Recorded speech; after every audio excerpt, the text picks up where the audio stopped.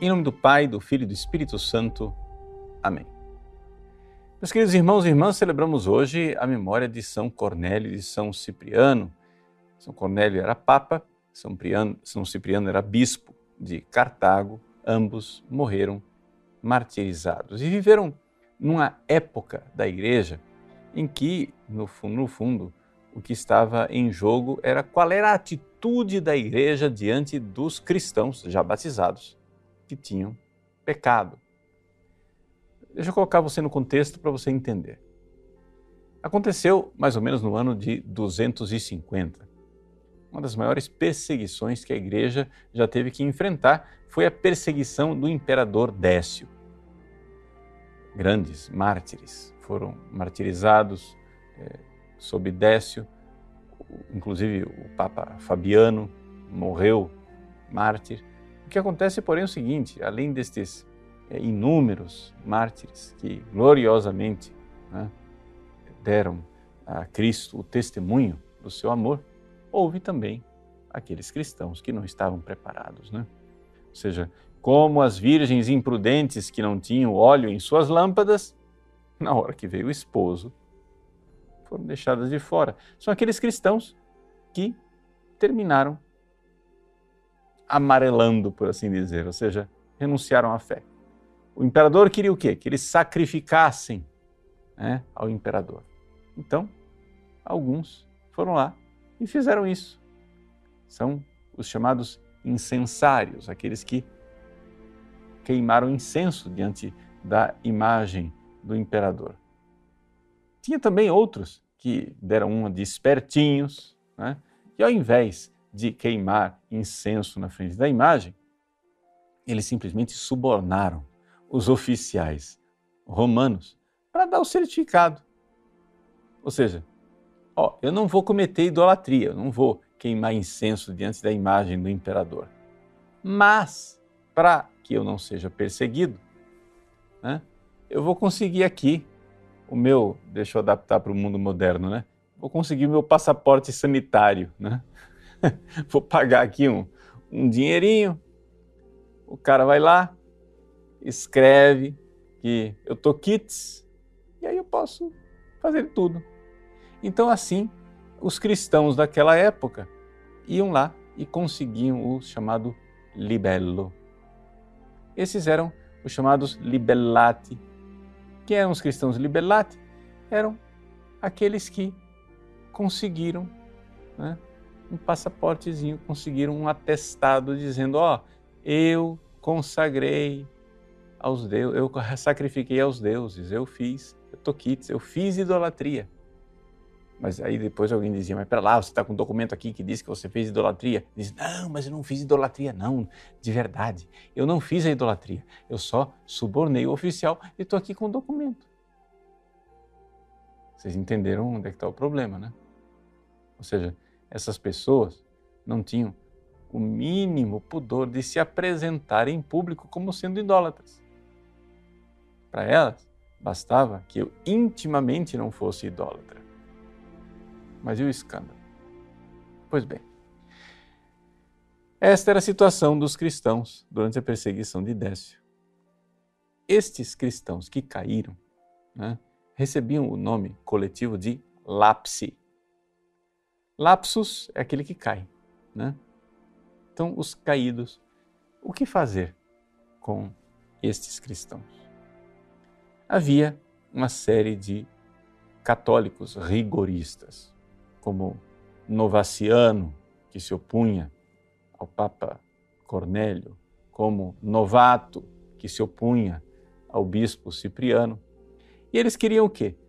Queriam o seguinte: nada de duas chances, acabou. Você pecou, pecou. Não tem mais segunda oportunidade. Não, mas nós estamos aqui arrependidos, dispostos a fazer penitência. Quantos anos de jejum vocês quiserem, a gente faz penitência, joga cinza na cabeça, anda coberto de sacos, faz o que quiser. Não quero saber. E assim, a Igreja não exercia a sua misericórdia materna para com os filhos arrependidos. São Cipriano e São Cornélio souberam, sem ser laxos, propor a penitência devida e a reconciliação devida àqueles que haviam caído, àqueles que haviam traído a fé. Assim como nosso Senhor Jesus Cristo. Nosso Senhor Jesus Cristo esteve pronto para perdoar São Pedro. São Pedro também era um lapsus, né? São Pedro também negou Jesus, mas nem por isso nosso Senhor deixou de acolhê-lo de volta, uma vez arrependido e feita a penitência. É isso também que nos ensina o Evangelho de hoje. O Evangelho de hoje, tirado de São Lucas, capítulo 7, nos mostra Jesus que está hospedado na casa de Simão. A tradição nos diz Simão o leproso, né? Mas o fato é que era um dos chefes importantes da época de Jesus. Pois bem, Simão recebe Jesus sem lhe dar nenhum sinal de reverência. Uma mulher vai até Jesus e não somente reverencia ele, ela está lá, banhando os pés de Jesus com lágrimas e enxugando os seus pés com os seus cabelos, colocando perfume, derramando óleo sobre a cabeça dele, ungindo os pés, dando sinais de amor. E Jesus olha para aquela mulher, que é pecadora. Simão está lá olhando para ela, dizendo, se Jesus fosse profeta, saberia que tipo de mulher é essa. Mas Jesus olha para ela e diz, teus pecados estão perdoados. Por que aqui Jesus perdoa aquela mulher?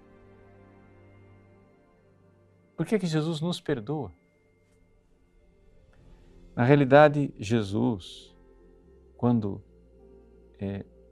nos dá o arrependimento, ele já nos dá um grande milagre, um grande dom. O primeiro milagre é o arrependimento. O segundo milagre é o perdão que vem depois do arrependimento.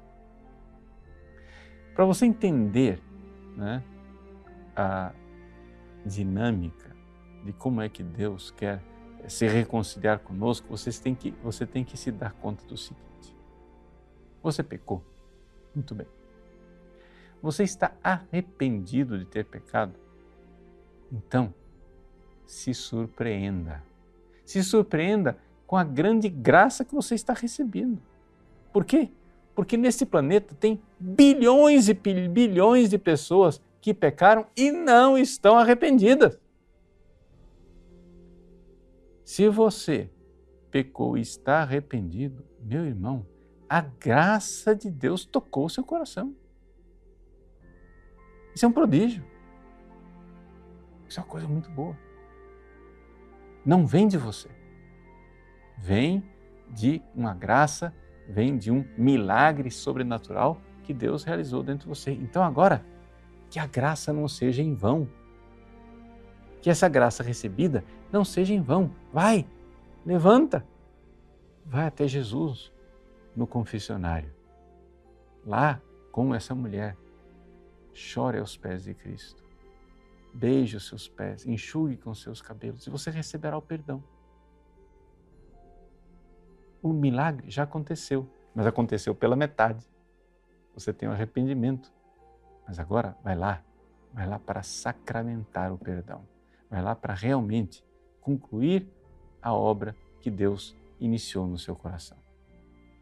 A Igreja, Mãe de Misericórdia, nos dá a oportunidade de nos confessarmos e de recebermos essa segunda chance. Batizados embora, também nós podemos ser perdoados e podemos pedir perdão. Que São Cornélio e São Cipriano, de lá do céu, rezem por nós e nos deem verdadeiro arrependimento, firmeza de propósito e a graça de uma santa e frutuosa confissão. Deus abençoe você. Em nome do Pai, e do Filho e do Espírito Santo.